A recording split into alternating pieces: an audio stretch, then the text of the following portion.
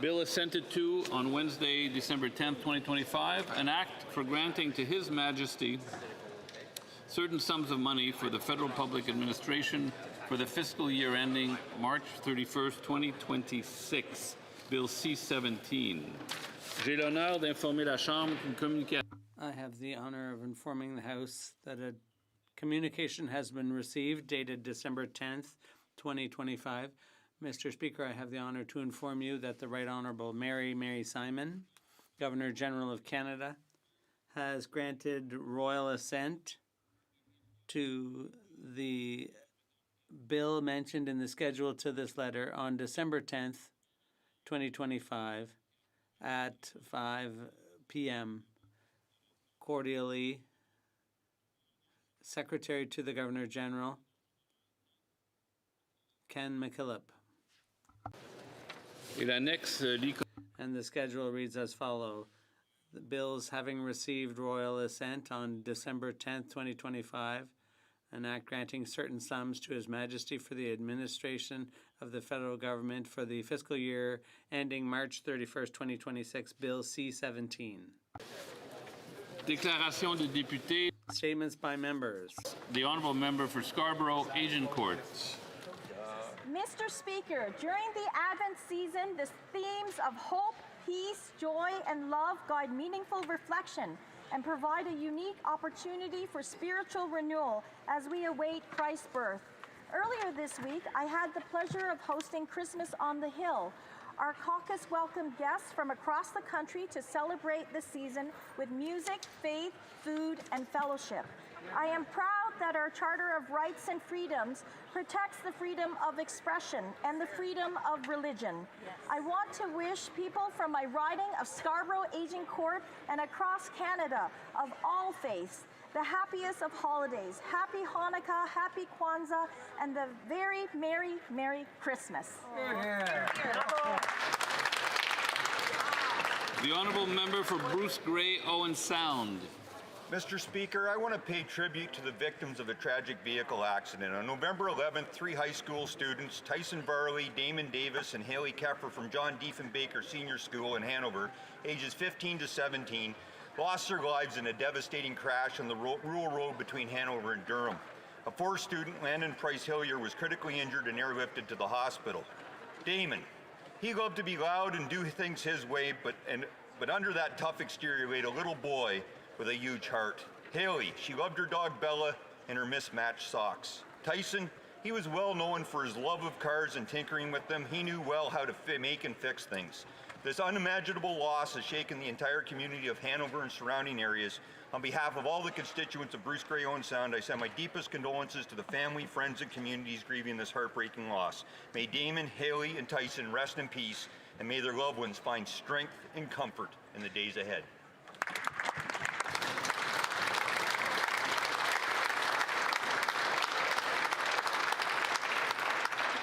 The Honourable Member for South Surrey, White Rock. Mr. Speaker, December 10 is International Human Rights Day. Human rights are the backbone of freedom and democracy. It serves as a reminder that rights are not privileges, they are the foundation of dignity, equality, and inclusion. This year's theme, Human Rights, Our Everyday Essentials, speaks to the truth that these principles are not just ideas on paper, they shape how we live, work, and treat one another. Canada is seen as a global leader in advancing human rights. For me, human rights are deeply personal. Strong communities are built on fairness, respect, and the courage to stand up when something isn't right. These values guide me every day as a member of Parliament and as a Canadian. They mean ensuring every person can live without fear, discrimination, speak freely, and be treated with dignity. Today and every day, let us lead by protecting these essentials in our homes, communities, country, and around the world. Thank you, Mr. Speaker. L'honorable député de Montmorency. The Honourable Member for Montmorency, Charlevoix. Today I'd like to pay tribute and thank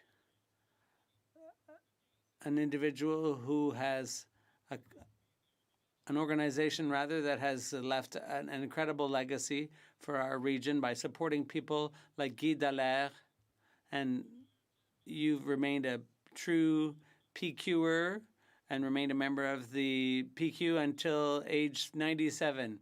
You've always defended that which defines us, our French language and our unique culture, and Quebec's essential place as a cornerstone in Canada. Your memory continues to inspire me. It's with great pride that I announce that your name was mentioned in Parliament here to underscore your contribution. André Pépé-Voyer, thank you for your contribution, your love of Quebec, and the Parliament of Ottawa wishes you a marvelous 101 birthday. L'honorable député de La Salle. The honourable member for La Salle et Marc-Verdun. Mr. Speaker, as my first year in this place draws to a close, I'm proud of what we've accomplished together, our first budget, and our support for major projects like Nouveau Monde Graphite. Holiday season as a member of Parliament, and let's just say it's not quite what I'm used to. Most year I'd be home trying and failing to get my Christmas light to work. Instead, I'll be at Maison d'Entraide Saint-Paul-et-Aymar sharing a warm meal with the community. D'habitude, Normally, I'd be running around buying last-minute Christmas gifts, but this year I'll be handing out holiday baskets with the Saint Vincent de Paul. Instead of spending an evening wrapping gifts, I'll be proudly attending the 55th biannual review of the 796th La Salle Legion Air Cadet Squadron. Mr. Speaker, if this is what holiday look like as an MP, I'm grateful every moment. Je souhaite à... I wish every member of this place and everyone in La Salle et Marc-Verdun a very happy holiday season. The honourable member for Mission Matsky Abbotsford. Mr. Speaker, communities across the Fraser Valley and the interior are under evacuation orders as rising waters threaten homes, farms, and critical infrastructure. The border is shut, highways are closed, supply chains disrupted. The 2021 floods taught us hard lessons, yet today we find ourselves confronting the same vulnerabilities. Our roads, dikes, and drainage systems remain inadequate to withstand the realities of changing weather patterns. These failures put lives in our economy at risk. I call upon the government to take immediate and decisive action. We must invest in modern, resilient infrastructure, strengthen emergency preparedness, and ensure that rural and agricultural communities are not left behind. The cost of inaction will far exceed the cost of prevention. British Columbians deserve a plan that protects them, not just for today, but for the future. So I implore the Minister of Infrastructure to act on the request from Abbotsford and other vulnerable communities. We must prioritize investment in flood protection to safeguard our food supply and national supply chains. British Columbia matters. We need action. The honourable member for South Shore St. Margaret's. Mr. Speaker, as the season slowly gentles on South Shore St. Margaret's land, there's a warmth across our villages that only we understand. From Lunenburg's bright storefronts to Cape Sable Island's cold sprays, our communities shine brighter than the shortest of winter days. The lobster boats are twinkling as they head out on the dawn, and the families gentle gather as the holiday lights come on. In Liverpool, Tantallon, and Bridgewater, and the coves that line our shores, kindness moves from door to door and lifts our spirits evermore.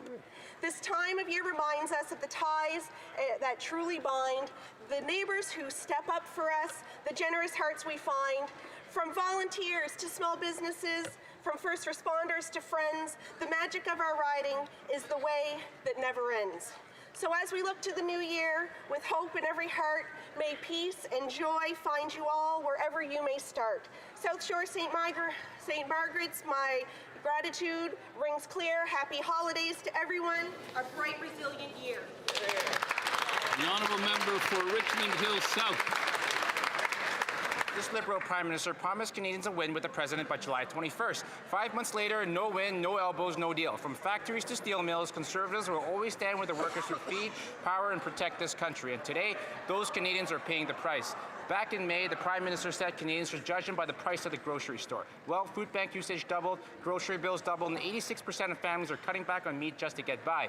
Food shouldn't be a luxury in Canada. Conservatives propose to scrap the 4 liberal hidden taxes on food because no family should have to choose between paying for the power bill or a nutritious meal. What's worse is this Liberal Prime Minister promised 500,000 homes per year, and he's only delivering just 5,000. Housing starts have collapsed, and now Canadians are being told to lower their expectations and give up on the dream of home ownership altogether.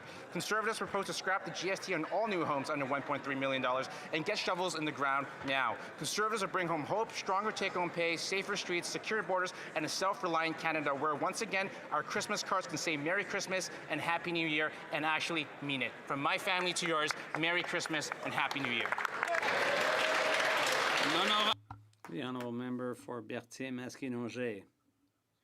Mr. Speaker, after a busy year, we're almost at the holidays. Quebecers are doing their Christmas shopping.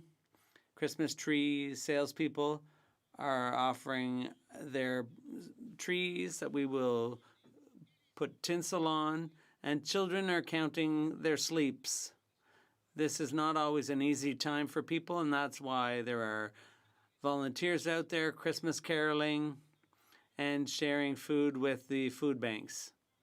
Let's think of our neighbors and share wherever possible so that this period is a truly happy one. The snow is covering Quebec with its white blanket. It's cold, but our hearts are warmed. On behalf of the Bloc, I wish everyone a Merry Christmas, Happy Holidays, and a happy 2026 that lives up to our aspirations. Honourable Member for Willowdale. Mr. Speaker, as we bring this here to a close, I'd like to take this opportunity to wish all my constituents in Willowdale the most joyful of holidays and a wonderful and exceptional year ahead. The residents of Willowdale appreciate full well that Canada stands at the cusp of a defining moment. So allow me to reassure him that our new government has been moving at an unprecedented scale. We are undertaking some of the most ambitious nation-building efforts in generations, renewing essential infrastructure, driving clean energy and critical mineral projects forward at unprecedented pace, and accelerating home building throughout our beautiful country. These initiatives demonstrate the urgency with which we are acting to meet the needs of Canadians today and stand as a testament to our commitment to strengthen the foundations of our economy for tomorrow.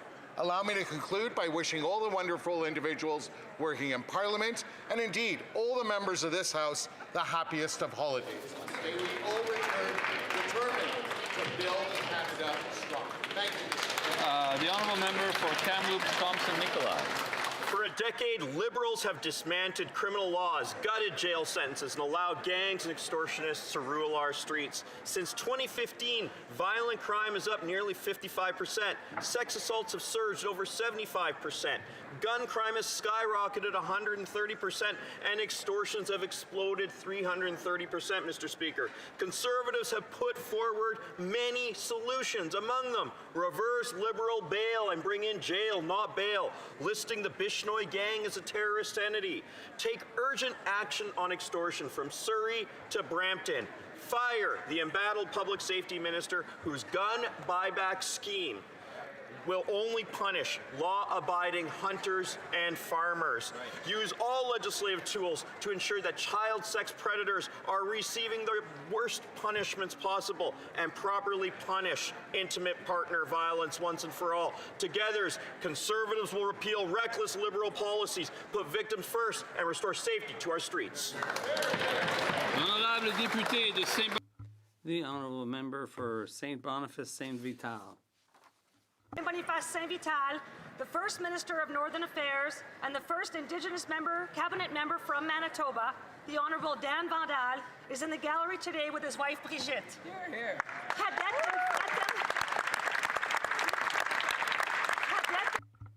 The youngest of 8 children, Dan dropped out of high school to become a top professional boxer in Canada. He then got a BA in social work. When he realized the young people he worked with needed more resources, He became a city councillor in order to support them.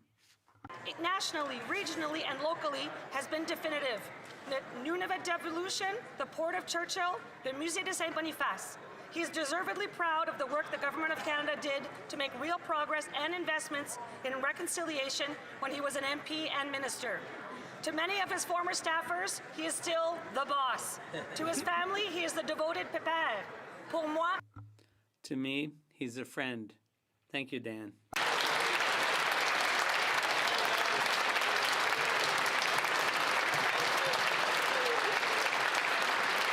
Juste un petit rappel, je connais, moi. Just a reminder, I know the person we're talking about, but we're not allowed to refer to the presence in the galleries of any particular individual. For Calgary Nose Hill. Canada's immigration system used to be the envy of the world, and like so much else, the Liberals broke it. Public support for immigration has collapsed as too many newcomers, too fast, made housing unaffordable, healthcare unavailable, and youth jobs impossible to find.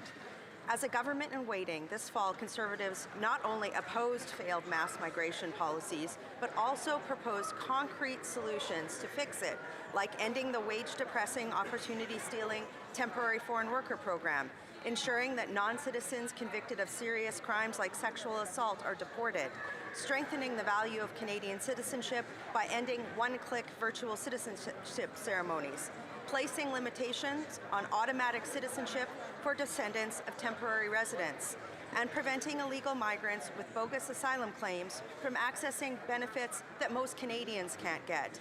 Mr. Speaker, let's be clear, while the Liberals support mass migration policies, Conservatives will always fight for Canadians. The Honourable Member for Mont-Saint-Bruno, l'Acadie. Mr. Speaker, it's a great honour today for me to announce the creation of the Canada Democratic Republic of the Congo Interparliamentary Friendship Group. This group will provide a dynamic platform for dialogue, meetings, and greater cooperation in key areas like education, the Francophonie, energy transition, and student mobility. With a population of nearly 100 million, the DRC is now the world's largest French-speaking nation and a key partner in the French-speaking world. I'd like to thank my fellow parliamentarians who've already expressed their commitment to this initiative, and I invite all those who wish to do so to join us. Together, let's build strong bridges between our nations for a more stable, inclusive, and prosperous future. Thank you, Mr. Speaker. The Honourable Member for Fort McMurray, Cold Lake. Thanks to these Liberals, this Christmas is looking bleak because so many Canadians' families' paychecks are too weak. With grinchy Liberal ways, Canadians face a bleary plight, high taxes and spending, stealing Christmas magic and light. And just like the Grinch swiped every morsel, decoration, and treat, Liberal inflation robs their joys, leaving families in defeat. While 2.2 million visit food banks month on month, they plead, hoping for a food hamper, a simple happy deed. These grinchy Liberals' hearts are oh so small. Disconnected from realities, Liberals let their families fall. But like little Cindy Lou, who made the Grinch's mind see, Christmas doesn't come from a store, it's so much more, you see. So our ask is simple, a change we hope they make. Listen to Conservatives for Canadian families' sake.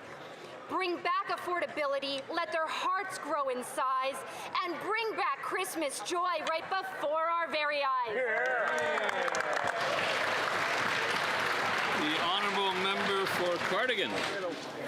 Mr. Speaker, I'd like to take a moment to acknowledge my family joining me in Ottawa today. Thank you for your love and support. And a special shout out to my sister, happy birthday.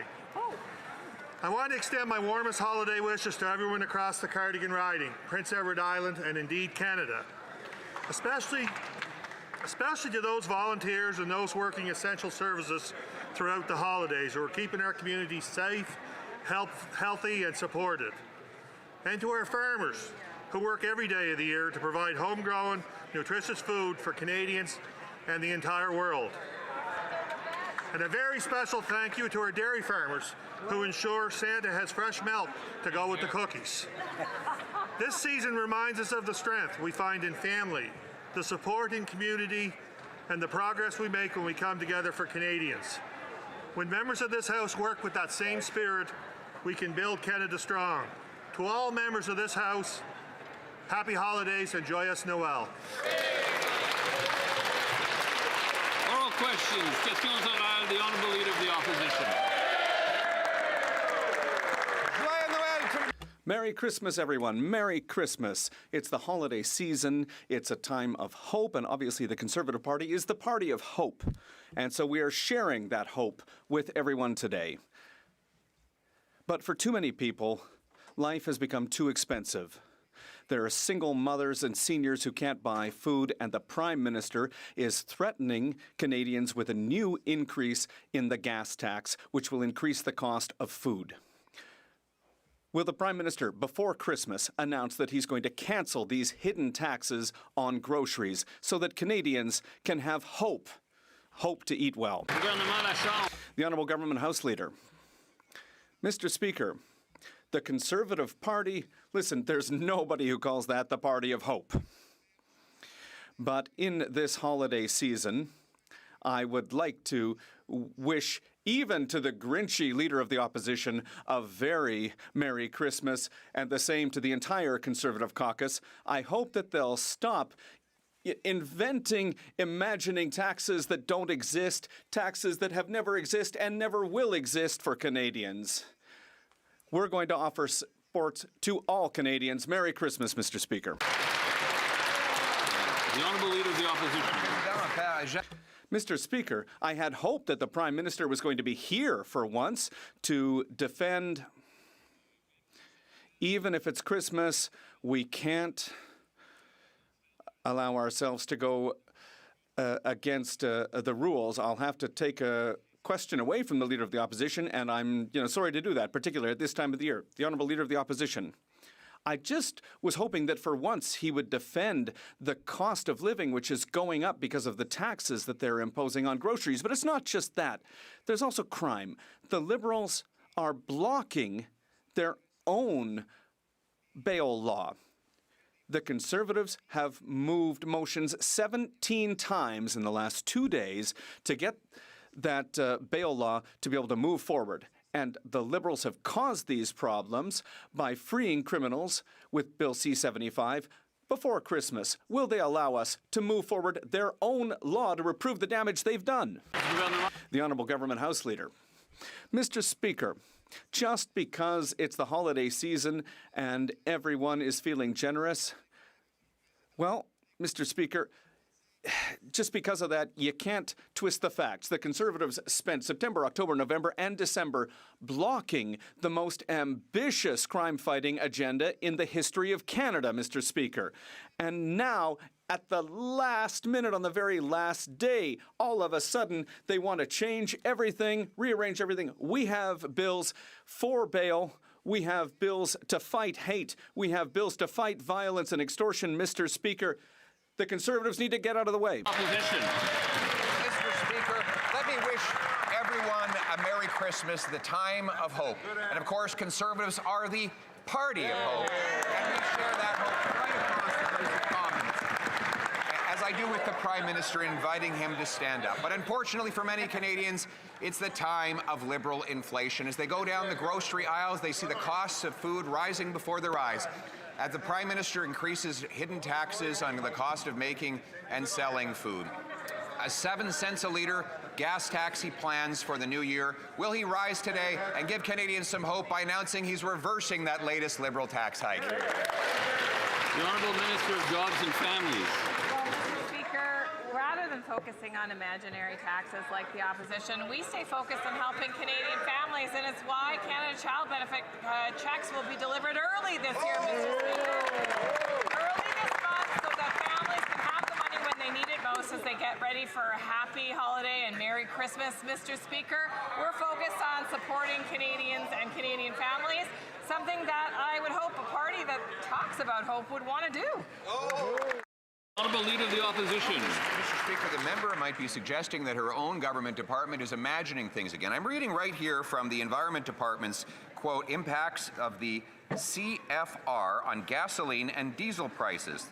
And for 2026, 7 cents a litre, Mr. Speaker. Oh, wow. Another tax increase on fuel. So while the Prime Minister promised to flip-flop on carbon taxes and copy Conservative ideas, once again, it's the costly counterfeit version on his side. That tax will increase the cost of producing and delivering food to grocery stores. For just in time for Christmas, will he get rid of this latest Liberal tax on energy and food? The Honourable Minister of the Environment and Climate Change.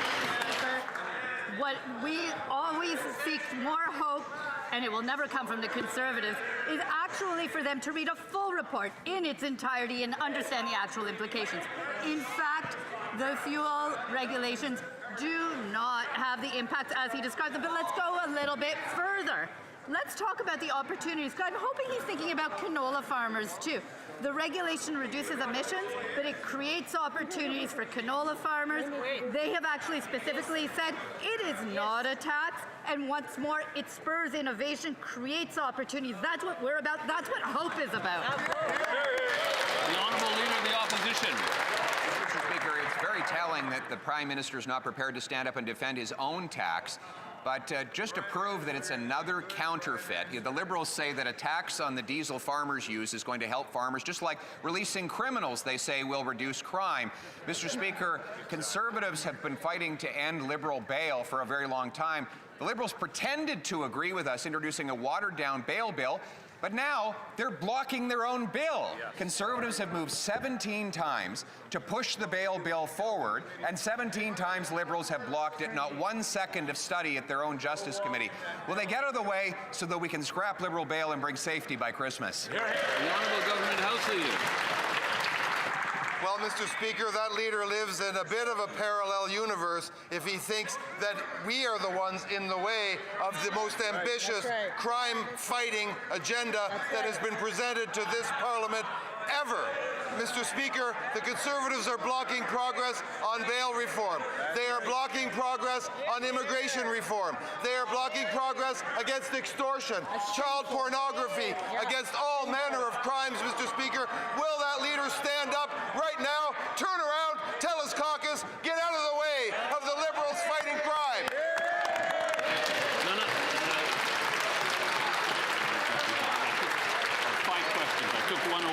I took one question away because the Honourable Member broke a rule. We're now going to l'Honorable Député de Saint-Jean. The Honourable Member for Saint-Jean.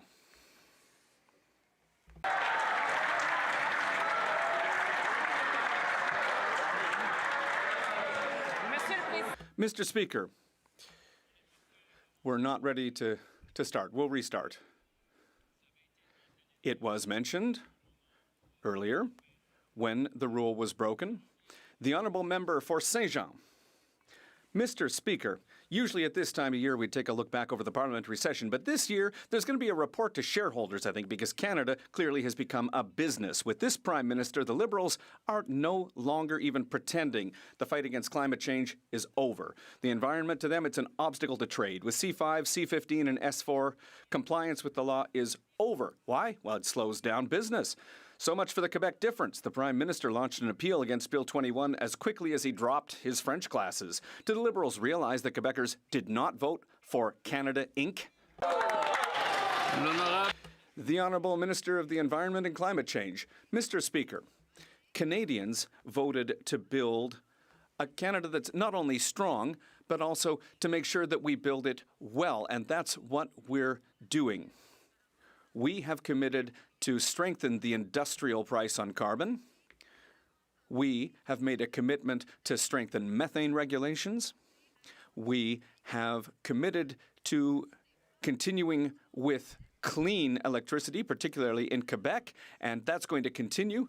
We will be doing the work that needs to be done. We are fighting climate change, and we are building a Canada strong. The Honourable Member for Saint-Jean. Mr. Speaker, the Liberals don't have a Prime Minister. They have a CEO. They're not listening to social priorities like healthcare, seniors, and their CEO isn't listening to the ministers. They have to resign to be heard, and they're not listening to voters with their conservative budget. They're not listening to Quebecers who voted for them out of fear of Donald Trump. And their attitude now to their relationship with Washington, to quote the CEO, who cares? The only difference is that a CEO in a private company with a deficit like this, they'd be fired. Will the Liberals remind their CEO that he's in a democratic parliament? The Honourable Minister of Government Transformation. Thank you, Mr. Speaker. If my colleague wants to talk about a record, we could talk about 180,000 jobs created in the country over the last 3 months. We could talk about the employment rate that's been going down month over month. Major investments like just this week, $19 billion, Microsoft in Canada. We can also talk about inflation that's within in the Bank of Canada's targets. And what's the Bloc's record, Mr. Speaker? No asks for culture, no asks for the environment in the budget, and they even voted against the National School Food Program. They voted against investments in culture, Mr. Speaker. They voted against social programs for Quebec. The Honourable Member for Repentigny. Mr. Speaker, do you know what's generational in the Liberal record? Well, it's their betrayal of climate, their abandonment of all their green policies for an oil deal with Alberta. According to the former Environment Minister, it's a fire sale. Their shift to oil is going to sabotage any chance of achieving our greenhouse gas reduction targets over the long term. They're sacrificing all the efforts that older Quebecers have made, everything they've done for the climate, and they're telling younger people, well, you don't deal with the problems. When the Liberals talk about generational issues, is this the generational legacy they want to leave? The Honourable Secretary of State for Nature. Mr. Speaker, I don't think that we can talk about a betrayal. The strategy is changing, but the targets remain the same. We, as a country, are going to meet our goals. But we need to face the changing reality in the world today. We are modifying our strategies, but the vision remains the same, and that's building Canada, Mr. Speaker. Member for Calgary East. Before telling Canadians to judge them by grocery prices, the Prime Minister should have removed hidden food taxes, like the industrial carbon tax, the Liberal fuel standard, and the food packaging tax. The verdict's in, and it's very expensive. An average family of 4 will pay an extra $1,000 in grocery costs next year. In fact, weekly groceries have doubled under the Liberals from $160 a week to $340 a week. Do executives at Brookfield need to start lining up at food banks before this Prime Minister gives a damn about lowering food prices? The Honourable Secretary of State for Financial Institutions. Here we go with imaginary taxes again, Mr. Speaker. Mr. Speaker, if that leader actually cared about the economy, he wouldn't have spent the last 20 years in this House voting against it. On this side, we're not playing procedural games. We've been governing. We passed an historic budget to build our economy. They hid behind the curtains. And proof is in the pudding, Mr. Speaker. In the face of a trade war, our economy is growing. We've added 180,000 jobs in 3 months alone. I hope his heart grows 2 sizes big. He becomes more focused on affordability for Canadians. Let's get on with building the economy. Thanks, Mr. The Honourable Member for Abbotsford South Langley. Speaker, the Liberals are failing Canadians on housing. They're breaking their promise of 500,000 new homes per year, and their fourth housing bureaucracy is a mess, with their independent budget watchdog confirming it will only build 5,000 homes per year. Wow. Buyers can't buy, sellers can't sell, and builders can't build. Yet the Liberals refuse to adopt our Conservative plan to axe the GST on all new homes built under $1.3 million to boost building immediately. Why is that when the Liberals promise, things get more expensive every time and things stay same again and again? Great question. The Honourable Minister for Housing and Infrastructure. Thank you, Mr. Speaker. Well, I've got some good news to share with the House. Just this Monday, the Prime Minister and Mayor Sutcliffe announced a new partnership with the City of Ottawa. Excellent. 3,000 mixed-income affordable homes that will be built across the city. And through this joint investment, the City of Ottawa will fast-track the construction of 2,000 units of mixed-income and affordable housing on federal lands. Build Canada Homes will be financing 1,000 affordable homes from the City of Ottawa's slate of projects. This is fantastic news, streamlining the approvals and getting homes built fast. The Honourable Member for Calgary Nose Hill. The Honourable Member for Calgary Nose Hill. The amount of space he takes up in your guys' head This is fall, really something. the Liberals voted against the most comprehensive immigration reforms in recent history, despite their promise to get immigration under control. Conservative proposals presented would have boosted wages and opportunities for Canadian youth by ending the temporary foreign worker program, ensuring non-citizens convicted of serious crimes like sexual assault are deported, and preventing illegal immigrants with bogus asylum claims from accessing benefits that Canadians don't get. Why is it that the more that the Liberals say they're going to change, the results are always higher costs, more crime, fewer homes, and more of the same? The Honourable Minister of Citizenship, Immigration, Refugees and Citizenship. Thank you very much, Mr. Speaker. We have an immigration plan that is sustainable and strategic. This plan will attract the best international talent to build a strong economy. It will bring in high-level researchers to Canada. It will help us invest in recognizing foreign credentials, and it will also help us build Francophone and rural communities. We have bills C2 and C12 to protect our borders and strengthen our immigration system. I invite the opposition to support those measures. Honourable Member for Barrie South Innisfil. We found out today the Prime Minister's signature major projects office is directing Bay Street corporations, capital investors and banks to lend or second staff to the MPO, asking the companies to top up their pay. Here's how greasy this is. Banks, energy, mining companies, and Brookfield could end up with employees on the inside of the MPO, giving them the inside track and advice on projects they're working on, while these companies pay their salaries and provide lucrative bonuses. Under this scheme, just to spell this out, the Prime Minister's corporate buddies will be paying to have insiders work at the MPO. How is this ethical? The Honourable Minister responsible for Canada-U.S. trade. Mr. Speaker, on this side of the House, we want to thank our friend for his excellent conspiracy theory work. Mr. Speaker, we think that only the Conservatives would be shocked. Only the Conservatives would be shocked that quality women and men with experience in the private sector would step forward to work with a government that's going to build Canada strong, get major projects done. We're proud of the people that want to come forward and serve Canadians, and we regret that the Conservatives find that somehow a problem. The Honourable Member for Barrie South Innisfil.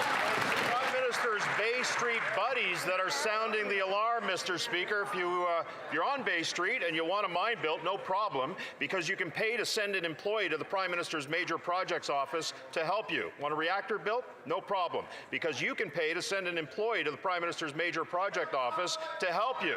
Are you a large capital investor, say like, I don't know, Brookfield, and you want to fund a green project that pads the Prime Minister's portfolio? No problem, because you can pay to send an employee to the Prime Minister's major project office to help you. This is wrong, unethical, and corrupt. How is this happening? Minister. Again, Mr. Speaker, on this side of the House, I remember being an opposition member of Parliament. I was very impressed with some of the quality people from Bay Street that former Prime Minister Harper recruited to serve as Chief of Staff in his office, for example. So it wasn't a scandal then when people with business experience could serve in the government. And we're proud, Mr. Speaker, we're proud that this government and this Prime Minister is able to recruit that talent to join the talented women and men in Canada's public service to get things done and to grow the Canadian economy. The Honourable Member for Leeds, Grenville, Thousand Islands, Rideau Lakes.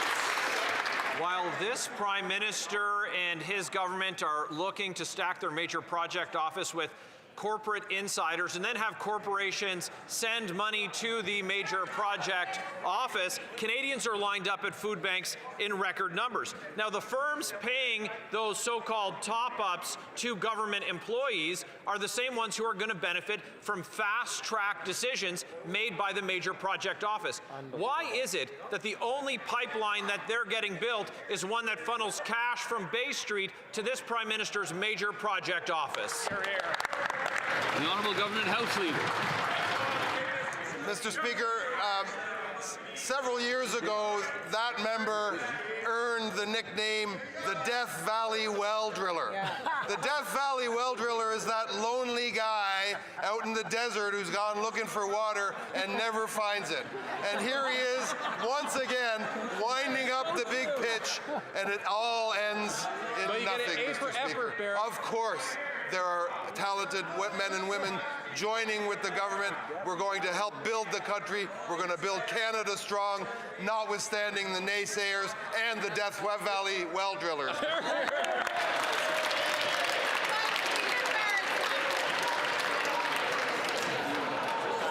The honourable member for Leeds, Grenville, Thousand Islands, Rideau Lakes.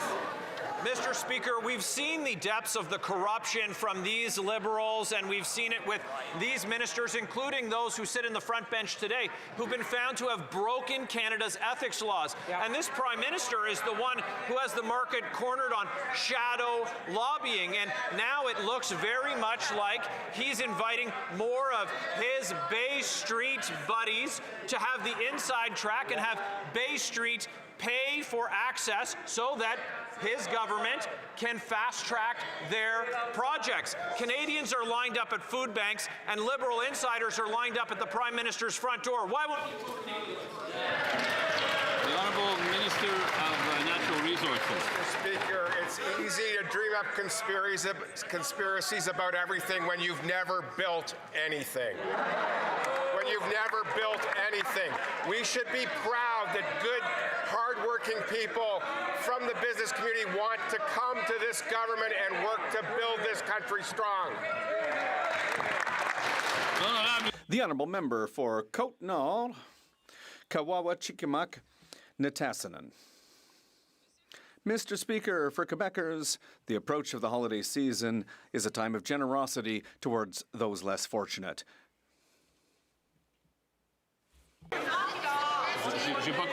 I'm sorry, I didn't understand what happened.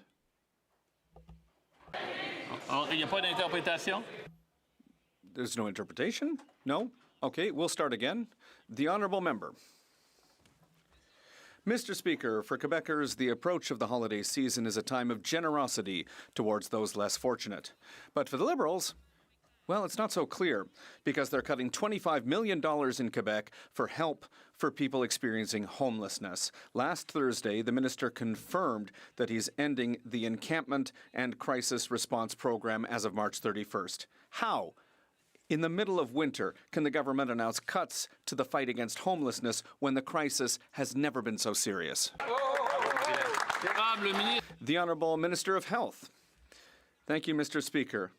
I would just like to note to my colleague across the way that the Government of Canada has put in place the Canada Dental Plan, which is having a major impact on the lives of Canadians. 6 million Canadians are already covered by this program, including the most vulnerable. Many people are able to see dentists and dental hygienists for the first time in their lives. I would invite my colleague from across the way and all colleagues to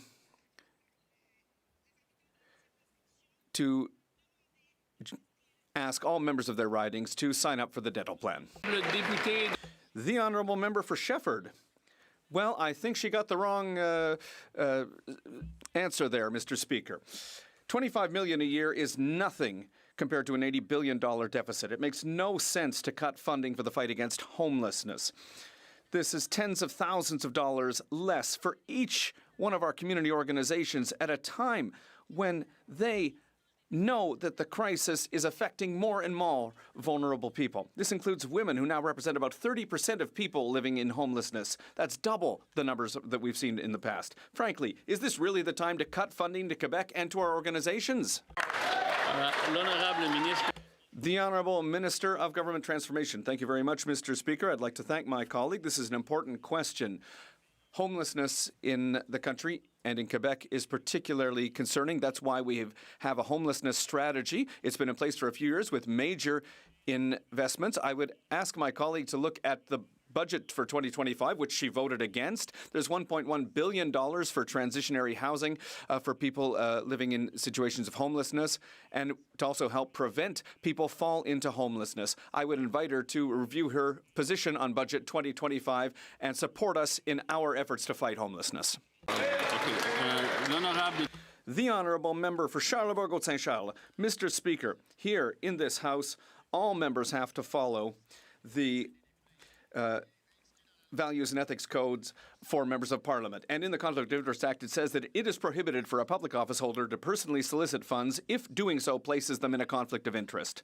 The Permanent Anti-Corruption Unit in Quebec is now conducting an investigation into the Liberal funny business scandal, the Fling Flang scandal, here in Ottawa. It's a criminal investigation. 2 weeks ago, the Liberal member for Laval-les-Îles promised TVA that he would make a statement to explain his involvement in this affair. Does the member for Laval-les-Îles have the courage to stand up and explain to Quebecers his potential involvement in the Fling Flang affair? Unfortunately, I was a bit distracted during the question. I didn't hear the question.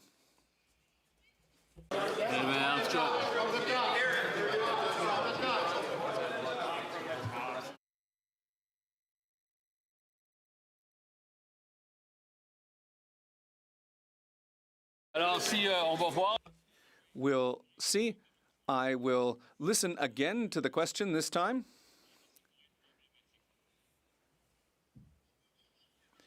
Well, listen closely, Mr. Speaker. Listen very closely. Well, listen, it's one of your members. It's because of one of your members. It was one of your members who was speaking to me. So, listen, we'll be careful with the sarcasm, okay? All right. The honourable member can start again. Listen closely, Mr. Speaker. Here in this House, all members are subject to the Conflict of Interest Code for members of Parliament. And it's clearly stated in the Conflict of Interest Act that, and I quote, it's prohibited for a public office holder to personally solicit funds if doing so places them in a conflict of interest. The Permanent Anti-Corruption Unit in Quebec is now conducting an investigation into the Liberal kickback Fling Flang scandal in Ottawa. No, but...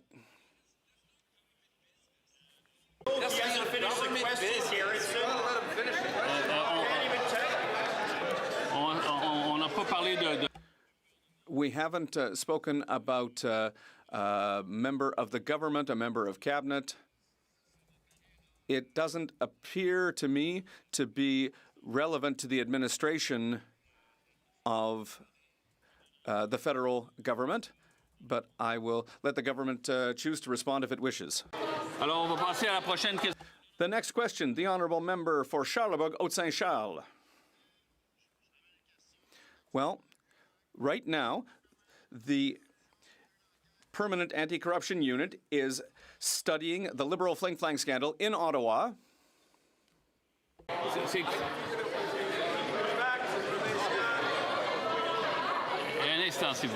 Just a moment, please. Just a moment. Just a moment, please.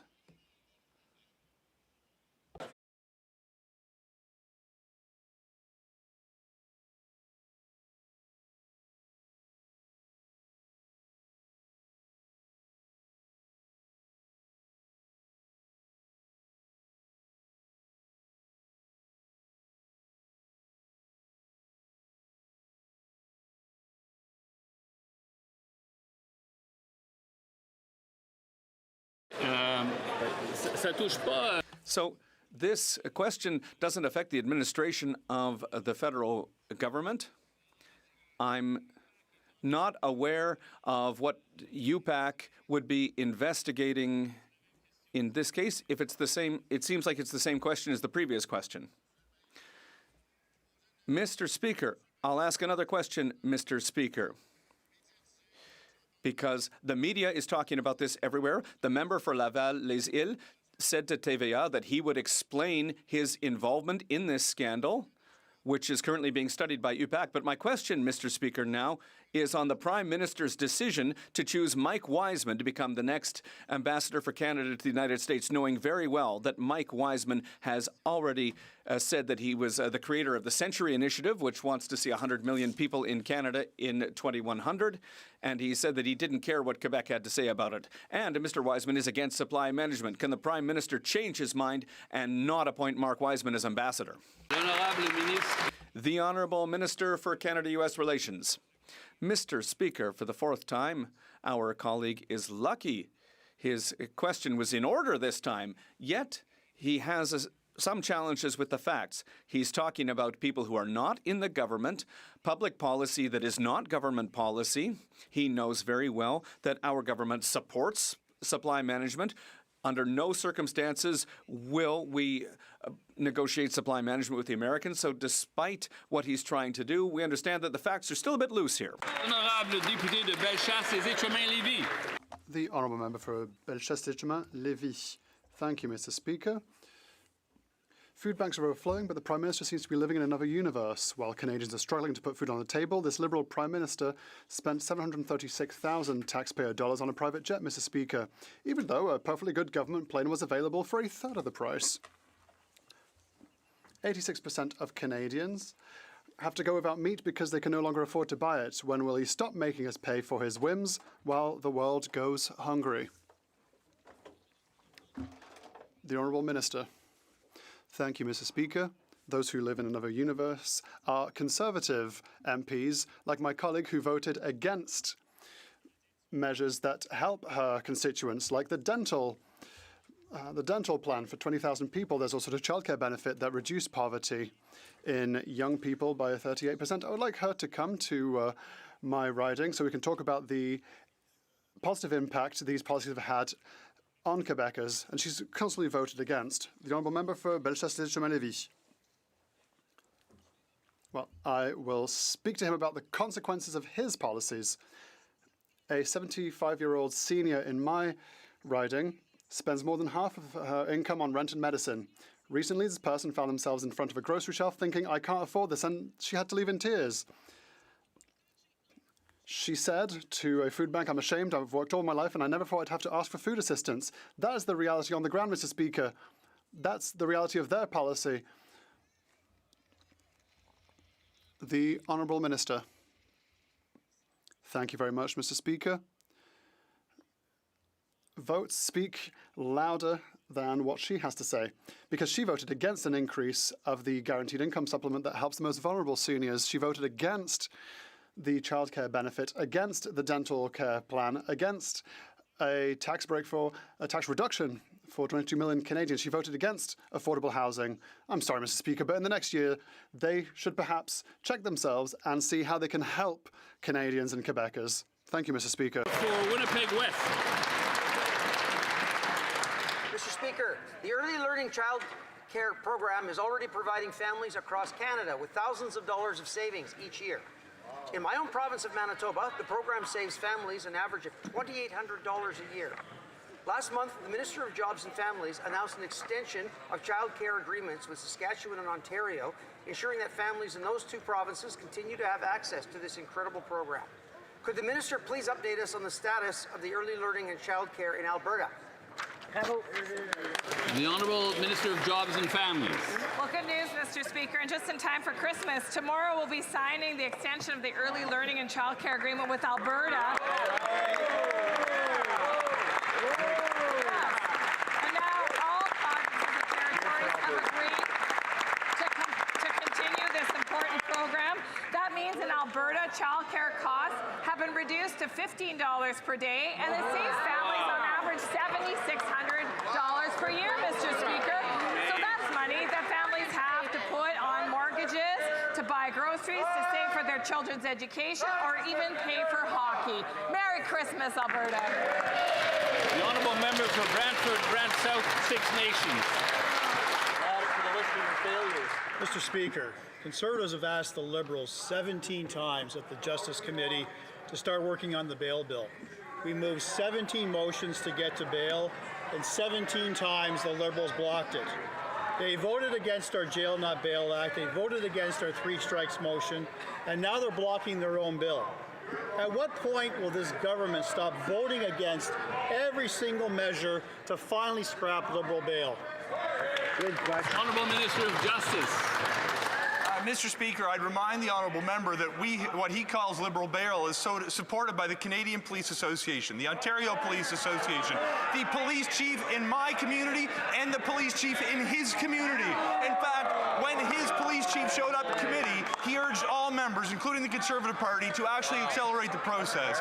He is citing revisionist history. If you go back and look at the tapes, you'll see that he and his colleagues spent the entire fall filibustering, talking about kittens and puppies, not crime and safety. Mr. Speaker, we are here to defend Canada's communities and the people who call them home. I wish the Conservatives would get out of the way and do something to promote public safety in this country. The honourable member for Brantford, Brant South, Six Nations. Perhaps this minister should actually show up at the Justice Committee and see what his colleagues are doing. We show up ready to fix the Liberals' broken bail system.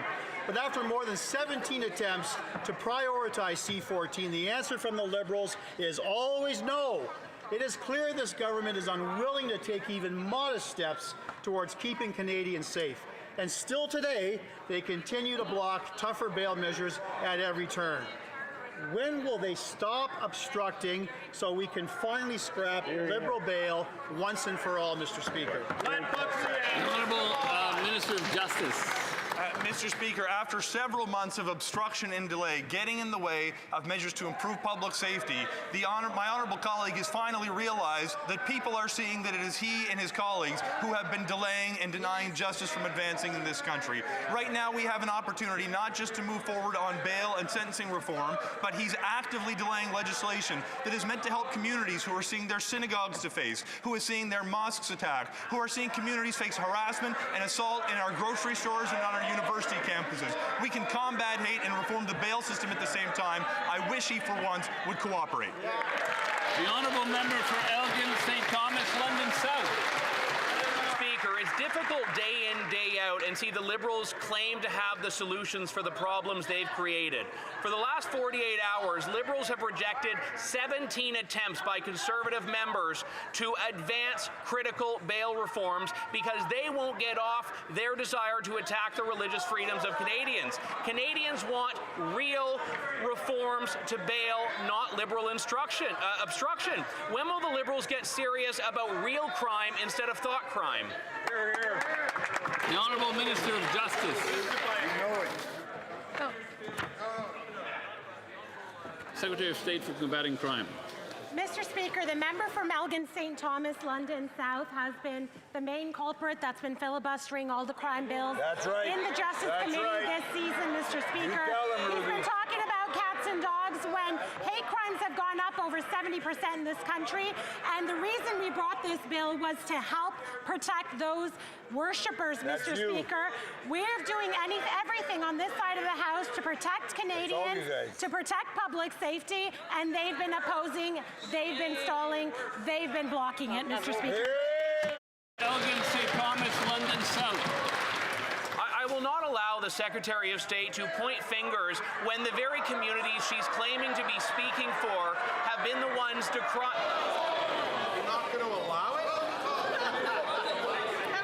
The honourable member may start from the top. Thank you, Mr. Speaker. I will not allow that Secretary of State to point fingers for... I think we're going to hear that line many more times if it continues to be too noisy on this side. The honourable member for Elgin St. Thomas, London South from the top, please. The Secretary of State is pointing fingers because she doesn't want to look at the millions of fingers that have been pointing at this Liberal government for allowing these problems to fester. Even today, Liberal members of the Justice Committee said that the Minister of Justice would only come before committee if we agreed to wave through their divisive and toxic Bill C-9. Why are they putting conditions on transparency and accountability and obstructing their own legislation? Why won't the Minister of Justice appear before committee, and why won't he stand up now instead of pointing fingers? The Honourable Secretary of State for Combating Crime. Mr. Speaker, it's just a fact that the member from Elgin St. Thomas, London South, has been blocking all crime bills in the Justice Committee since the beginning of this Parliament, Mr. Speaker. He's been talking about his pets instead of talking about the safety of Canadians, Mr. Speaker. But this is a clear pattern that we're seeing from the Conservatives, Mr. Speaker. They've been weak on crime since they've gotten here. They've been blocking the bail reform bill, Mr. Speaker.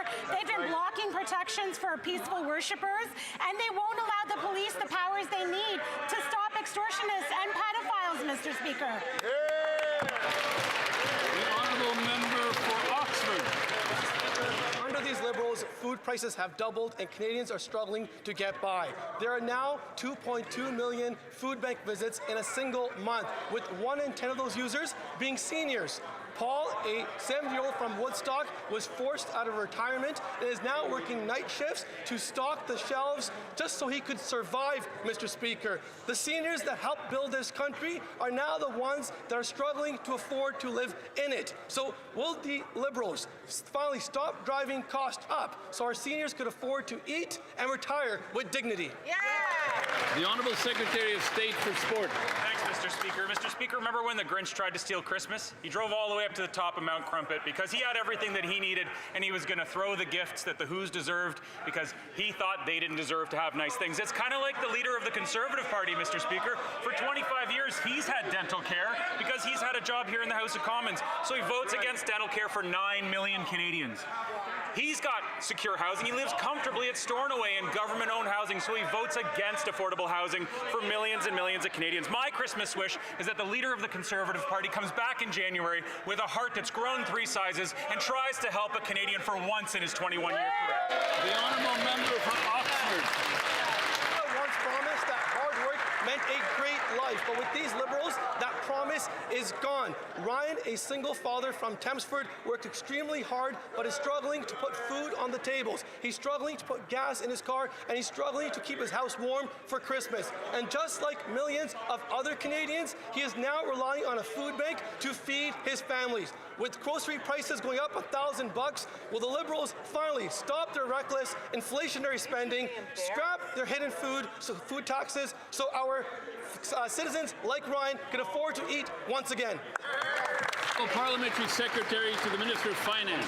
No, bah humbug is just a name for the opposition leader's management style. And thank God the human emotion of joy is not deductible, because the Conservatives would find a way to claw it back right before Christmas. They won't feed children. They won't help us feed children in school. They won't help us build affordable housing. They won't help us give and deliver families a well-earned tax break before Christmas. What's next? The Christmas tree? Are they going to try and take that away too? Even the Grinch had the good sense to give people the presents back before Christmas.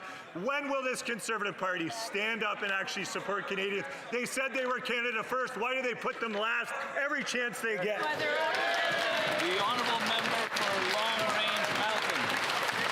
While Canadians cannot afford the basics, this Liberal Prime Minister spent nearly $800,000 on a private jet. In Newfoundland and Labrador, we have the highest unemployment rate in the country. At more than 10%, families are stretched thin. Canada's food price report shows the grocery bill has more than doubled since 2015, rising from $159 a week to $338. And next year, families are expected to pay even more. When will these Liberals stop their inflationary spending, cut the industrial carbon tax and their new fuel tax so Canadians can afford to eat? The Honourable Minister of Fisheries and Oceans. Mr. Speaker, I am so pleased to be able to stand and address the misinformation, the imaginary taxes, and the general disengagement from what matters in our province of Newfoundland and Labrador. Budget 2025 is about investment. It's about building this country. It is investments in rural Newfoundland and Labrador like the rest of the country. Roads, bridges, schools, hospitals. It is support for families, 46,000 families in our province who need the Canada Child Benefit, indexed to inflation. This member voted against all of these. The honourable member for Long Range Mountain. That answer is not acceptable, and I'm going to tell you why. A woman in my riding shared a moment that she said she will never forget. She was in the grocery store. She saw a senior couple standing at the meat counter. The elderly wife looked at her husband and quietly said, "I know I need to buy something, but I don't know what to buy because everything is so expensive." The woman who witnessed this exchange told me she went to her car and cried. She never thought she would see seniors in Newfoundland and Labrador struggling like that. When will the Prime Minister finally take these struggles seriously and make life affordable for the people in Newfoundland and Labrador? The Honourable Minister of Fisheries and Oceans. Speaker, I'm going to deal in facts. Supports for seniors are indexed to inflation.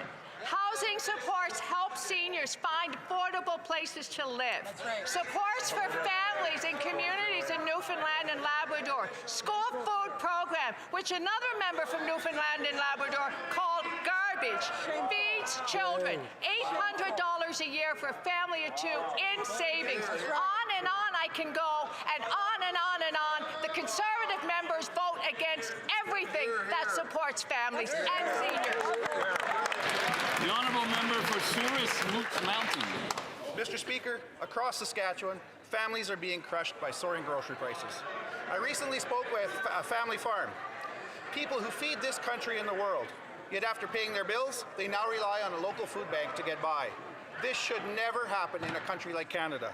And this Liberal government should be ashamed that there are now 27 cases of scurvy in Saskatchewan because people cannot afford healthy food after 10 years of Liberal inflation and higher taxes. How does this government defend a record where farm families need food banks and Canadians are now being diagnosed with scurvy? Good question.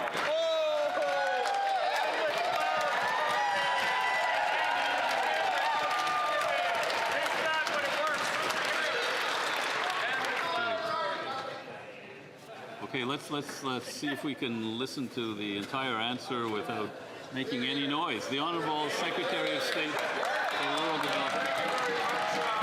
Speaker, like any serious disease, this government will respond to it. We'll work, Mr. Speaker, with all the officials involved, including our provincial counterparts. But I want to say to our House Leader, he has a very kind heart. He said at some of your interventions as answering the last questions, be kind, he said. So I'm going to say I wish you all the gift of greater tolerance for all people. In the new year, I wish the Conservatives place the priorities of Canada above your own political agenda. In this new year... The Honourable Secretary of State knows that he must address the House through the chair. The Honourable Member for Pierrefonds-Dollard. Mr. Speaker, in the Great North and Arctic, families face some of the highest costs of living for housing and basic necessities. In just a few months, our new government has announced several affordability measures for Canadians as well as in the North. Can the Minister of Northern and Arctic Affairs share how our government is working, including on the issue of Bill C4's affordability measures, to deliver financial relief to northern communities across that need it most? Honourable Minister for Northern and Arctic Affairs. Mr. Speaker, for the first time in generations, we're making historic investments in housing and infrastructure across the North, building homes and roads and community facilities. We're investing in clean energy, better internet, and stronger transportation links, all in partnership with Indigenous communities. So Bill 4 delivers tax cuts, GST housing credits, and enhanced benefits so families can heat their homes and feed their children. This is generational change for the North, Mr. Speaker. Honourable Member for Dufferin-Caledon. Yesterday at committee, the Finance Minister condescendingly said he was a lawyer and he'd be happy to explain the Stellantis contract. Well, Mr. Speaker, you don't have to be a lawyer or even an accountant to know that 4,475 jobs is less than 8,000 jobs. These guys, these incompetent Liberals, signed a contract with Stellantis that was going to pay them billions of dollars, and it guaranteed 4,400 jobs when Stellantis at the time had 8,000 jobs. This allowed Stellantis to fire 3,000 workers and ship the jobs down to the United States. How do they explain this unbelievable level of incompetence? Honourable Parliamentary Secretary to the Minister of Industry. Thank you, Mr. Speaker. We signed that deal on behalf of this government for every worker, every employee, every member of that community. And Stellantis broke that deal, so in our opinion, they are in default. We are going to get that money back, or the jobs are coming back, period. The Honourable Member for Dufferin-Caledon. Yeah, except when Stellantis was at committee, they said they're not in default of the contract. So they're probably relying on the section in the contract that said they would guarantee 4,475 jobs, when at the time the company had 8,000 jobs. 4,475 jobs is about 3,500 less than 8,000. I know that's hard for these Liberals to comprehend, and that's why they feel like when they fired 3,000 workers, they're not in default. And guess who benefits again from this? Donald Trump in America, where all those jobs went, along with a $13 billion investment from Stellantis. What? The Honourable Parliamentary Secretary to the Minister of Industry. Thank you, Mr. Speaker. Instead of repeating Stellantis talking points and talking points from south of the border, perhaps the party on the other side should be joining with us to agree that the company is in default, and they should be joining us in encouraging the company to come to the table and either return those jobs or give our money back, period. The Honourable Member for Windsor-Tecumseh Lakeshore. Mr. Speaker, at Industry Committee again yesterday, the Finance Minister falsely claimed there were, quote, the strongest protections for auto jobs at Stellantis. Well, we all know the outcome of that, 3,000 job losses in Brampton and $13 billion of investment by Stellantis in the United States. The contract was so badly written that the job numbers were only, quote, aspirational with no penalties. How can the Liberals claim they're supporting auto workers when there are zero job guarantees in the contract? The Honourable Minister of International Trade. Speaking of jobs for the good people of Brampton, Ontario, this new government is making a record $2 billion federal investment for the new SMR energy project in Darlington, Ontario. This will create 18,000 new jobs. Our energy sector is world-renowned. We'll continue to open doors for new exports around the world. Thank you, Mr. Speaker. The Honourable Member for Mississauga East, Cooksville. Mr. Speaker, while the Conservatives stand in the way of progress, our government is relentless in delivering for Canadians, including by bringing forward two pieces of trade diversification legislation this parliamentary session. Trade diversification benefits the entire country, which is why we're moving swiftly to advance the trade deal with Indonesia, a market of 275 million people. Can the minister share how the Canadian-Indonesian trade agreement will create real opportunities for Canadian businesses and workers? The Honourable Minister of International Trade. Mr. Speaker, I'd like to thank my colleague through you for his good work on the International Trade Committee and, of course, for the good people of Mississauga. Indonesia is the 8th largest economy in the world with a population of over 280 million potential consumers. The trade agreement that we tabled this morning will cut tariffs and open new opportunities in aerospace, agri-food, agriculture, critical minerals, and so much more. Together, we're opening doors for Canadian workers, Canadian businesses, and Canadian products to new global markets around the world. Thank you, Mr. Speaker. The Honourable Member for Riding Mountain. Mr. Speaker, on October 2nd, the Health Minister's Assistant Deputy Minister for Controlled Substances told the Health Committee that no federal funding was used to buy crack pipes. Yet this week, the very same official was caught lying to committee when she revealed that Health Canada was in fact buying crack pipes with tax dollars. Wow. If an average Canadian lies on a government forum, they face real consequences. So, can the Health Minister tell us what consequences her senior official will face for lying to Parliament about funding crack pipes? How about L'Honorable Ministre de la Santé. Monsieur le Président, mon collègue de l'opposition. My colleague across the way knows full well that we don't fund any publicly served crack pipes. And he knows it full well because he keeps ragging on about it at committee. The Honourable Member for Nunavut. Okaktitiyi, the Cowetson Nation Aboriginal title case is an important decision affirming First Nations rights. Let's be clear, this decision is not about taking land from private owners. The federal government must focus its efforts on reconciliation and honor of the Crown. Will the minister convene negotiations with all affected parties to ensure an orderly transition toward respecting the ancestral, spiritual, cultural rights of the Cowetson Nation? The Honourable Minister for Crown Indigenous Relations. Thank you, Mr. Speaker. Yes, we will continue to work collaboratively with all parties to uphold the principles of reconciliation, transparency, and legal responsibility. We remain available for dialogue with all parties involved That involves British Columbia, the City of Richmond, Musqueam Indian Band, Tsawwassen First Nation, as well as the Cowichan. Thank you, Mr. Speaker. The honourable member for Winnipeg Centre. Mr. Speaker, the Liberals are promising massive profits to resource extraction companies by fast-tracking projects on Indigenous lands while investing nothing in community safety. Violence against Indigenous women and girls spikes around man camps, including sexual assault, trafficking, and child sexual exploitation, a reality that was confirmed in the National Inquiry into Missing and Murdered Indigenous Women and Girls. Yet this year's budget offers zero. Do our lives matter, Mr. Speaker, or is this government again? The Honourable Minister of Crown Indigenous Relations. The crisis of missing and murdered Indigenous women and girls is unacceptable, and our government is taking concrete action. Through the National Action Plan and the federal pathway, we are funding new shelters and safe spaces, supporting Indigenous-led safety programs, improving policing standards, and advancing culturally grounded services for families and survivors. We know progress must be faster. We will continue working directly with Indigenous partners to implement the calls for justice and deliver real, measurable change. This is our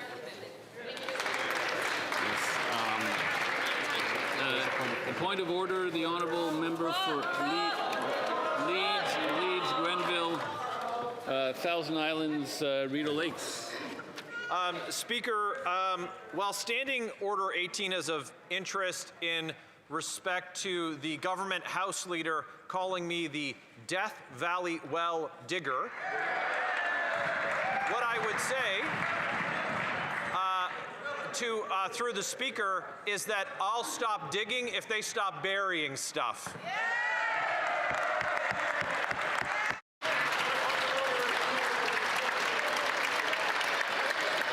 The Honourable Government House Leader.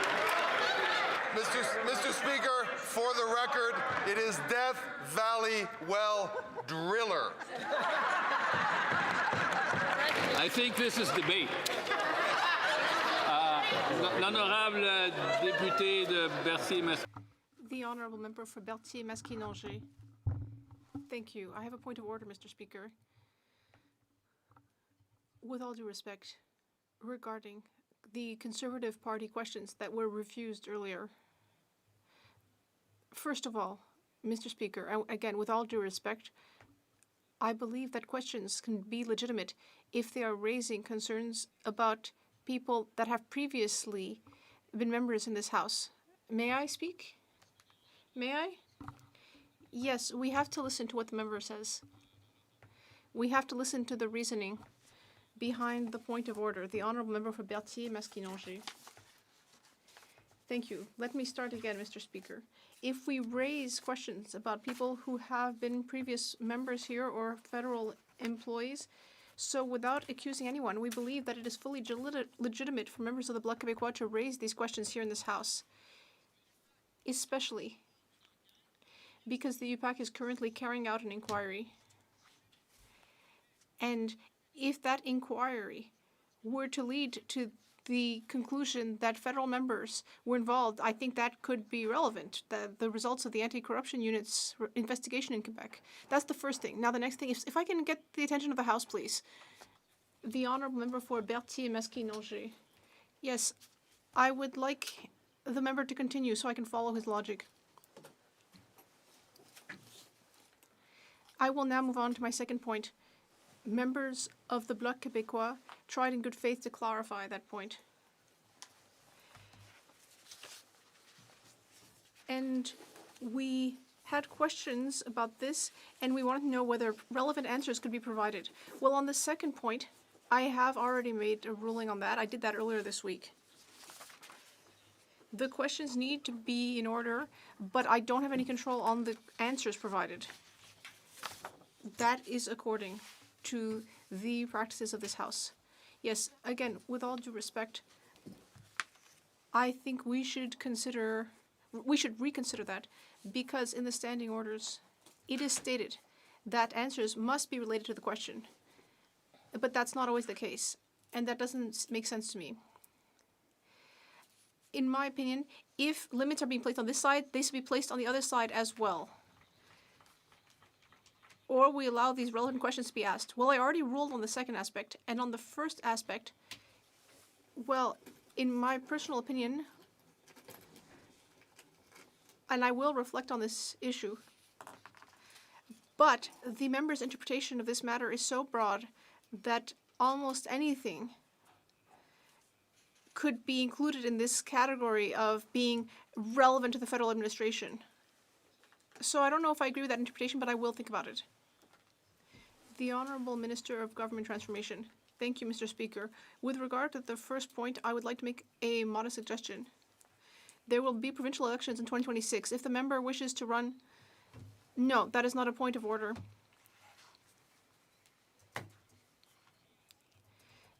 It was pretty clear right away that that was not a point of order. Any other points of order before continuing? No? It being 3:18, the House will now proceed to the taking of the deferred recorded divisions on the motions at report stage of Bill C-12. Call in the members.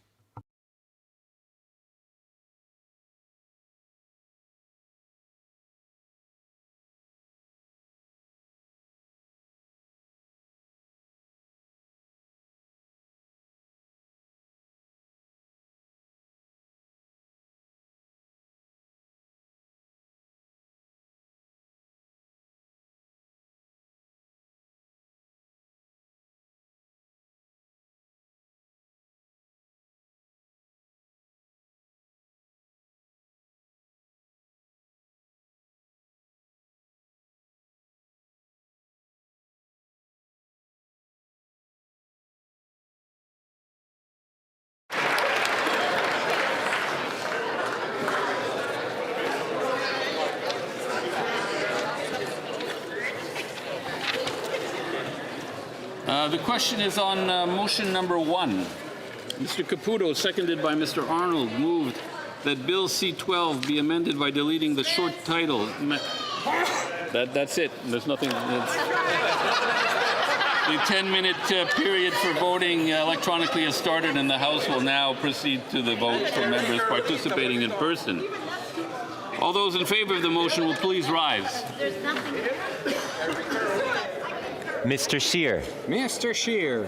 Mr. Doherty. Mr. Doherty. Mr. Schmale. Mr. Schmale. Mr. Brock. Mr. Brock. Mrs. Bloch. Mrs. Bloch. Monsieur Deltel. Monsieur Deltel. Monsieur Paulus. Monsieur Paulus. Ms. Lewis Haldeman Norfolk. Ms. Lewis Haldeman Norfolk. Mr. Chong. Mr. Chong. Mrs. Kuzi. Mrs. Kuzi. Mr. Seaback. Mr. Seaback. Mr. Barrett. Mr. Barrett. Mr. Albus. Mr. Albus.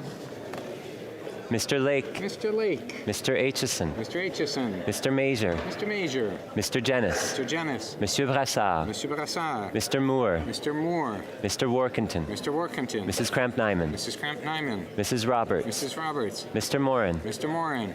Mr. Ross. Mr. Ross. Madame Vien. Madame Vien. Monsieur Godin. Monsieur Godin. Ms. Rempel-Garner. Ms. Rempel-Garner. Mr. Cooper. Mr. Cooper. Mr. Van Popta. Mr. Van Popta. Mr. Kelly. Mr. Kelly. Monsieur Généreux. Monsieur Généreux. Monsieur Gould. Monsieur Gould. Mr. Tucker. Mr. Tucker. Mr. Baldinelli. Mr. Baldinelli. Mr. Malillo. Mr. Malillo. Mr. Calkins. Mr. Calkins. Mr. Redicop. Mr. Redicop. Mr. Muse. Mr. Muse. Mr. Waugh. Mr. Waugh. Ms. Rude. Ms. Rude. Mr. Ho. Mr. Ho. Mrs. Falk, Battleford Lloydminster Meadow Lake. Mrs. Falk, Battleford Lloydminster Meadow Lake. Mrs. Goodridge. Mrs. Goodridge. Mr. Shipley. Mr. Shipley. Mr. Tolmie. Mr. Tolmie. Monsieur Lefebvre. Monsieur Lefebvre. Mr. Arnold. Mr. Arnold. Mrs. Gallant. Mrs. Gallant. Mr. Reed. Mr. Reed. Mr. Hoback. Mr. Hoback. Mr. Allison. Mr. Allison. Mr. Vierson. Mr. Vierson. Mr. Epp. Mr. Epp. Mr. Falk Provencher. Mr. Falk Provencher. Mr. Diot. Mr. Diot. Mr. Macaulay. Mr. Macaulay. Mr. Menegakis. Mr. Menegakis. Mrs. Jansen. Mrs. Jansen. Mr. Abutayev. Mr. Abutayev. Mr. Dalton. Mr. Dalton. Mr. Cram. Mr. Cram. Mr. Patzer. Mr. Patzer. Mr. Anderson. Mr. Anderson. Mrs. Anstey. Mrs. Anstey. Mr. Au. Mr. Au. Mr. Babber. Mr. Babber. Mr. Bailey. Mr. Bailey. Monsieur Bélanger, Sudbury Est, Manitoulin, Nickelbelt. Monsieur Bélanger, Sudbury Est, Manitoulin, Nickelbelt. Mr. Bexty. Mr. Bexty. Mr. Bonk. Mr. Bonk. Mrs. Borelli. Mrs. Borelli. Ms. Kobania. Ms. Kobania. Mrs. Cody. Mrs. Cody. Mr. Davies, Niagara South. Mr. Davies, Niagara South. Mr. Dawson. Mr. Dawson. Mr. Gill, Calgary Skyview. Mr. Gill, Calgary Skyview. Mr. Gill, Brampton West. Mr. Gill, Brampton West. Mr. Gill, Calgary McKnight. Mr. Gill, Calgary McKnight. Mr. Gill, Windsor West. Mr. Gill, Windsor West. Mr. Kimmich. Mr. Kimmich. Mr. Nader. Mr. Nader. Mr. Gill, Abbotsford South Langley. Mr. Gill, Abbotsford South Langley. Monsieur Rollo. Monsieur Rollo. Mr. Guglielmin. Mr. Guglielmin. Monsieur Hardy. Monsieur Hardy. Mr. Holman. Mr. Holman. Mr. Jackson. Mr. Jackson. Mr. Kibble. Mr. Kibble. Ms. Kirkland. Miss Kirkland. Mrs. Conans. Mrs. Conans. Mr. Ruff. Mr. Ruff. Ms. Cronus. Miss Cronus. Mr. Lawton. Mr. Lawton. Mr. Ma. Mr. Ma.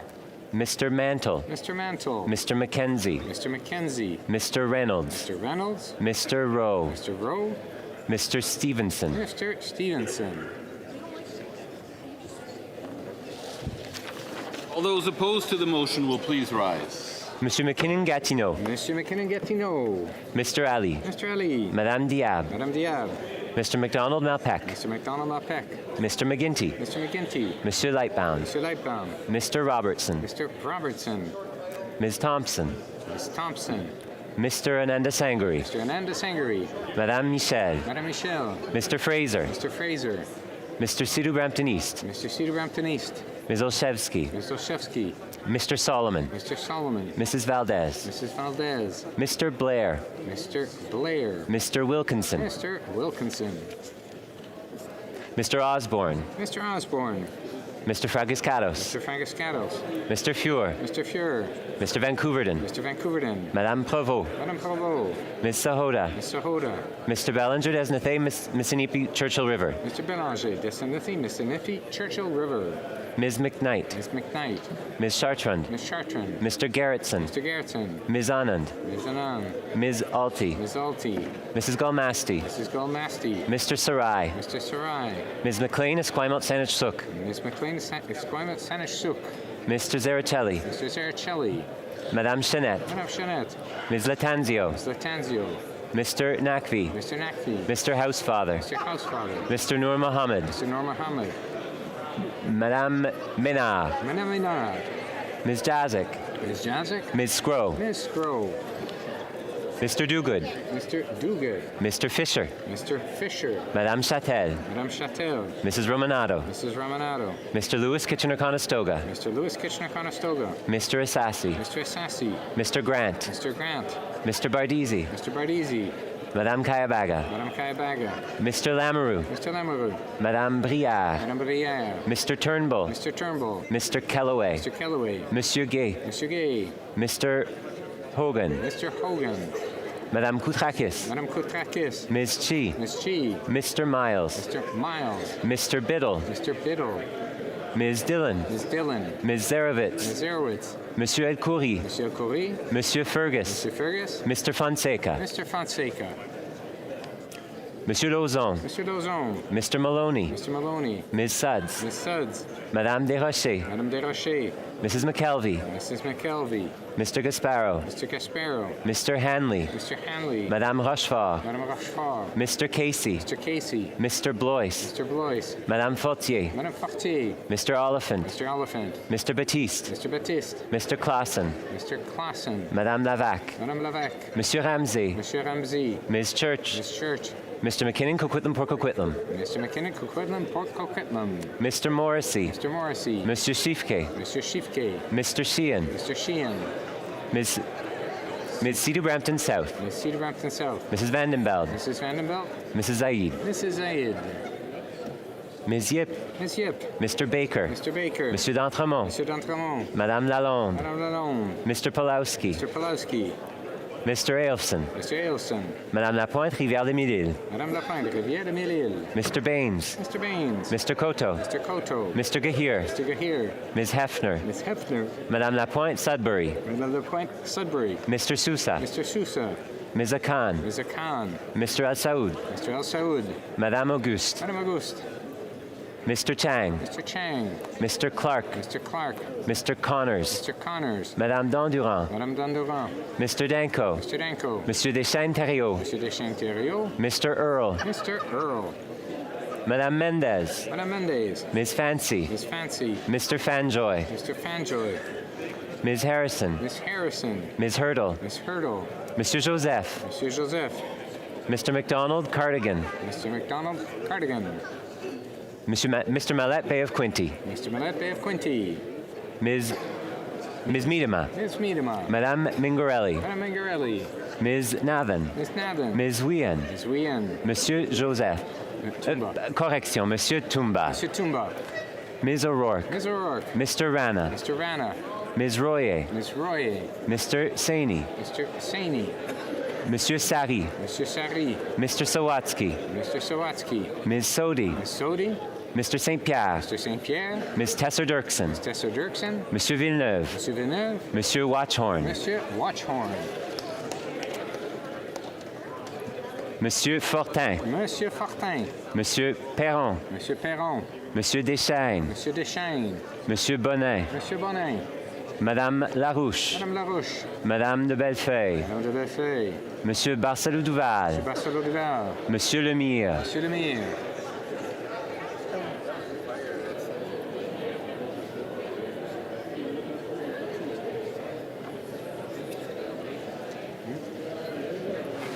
La Chambre attendra maintenant. The House will now wait for the electronic voting period to end before resuming its proceedings.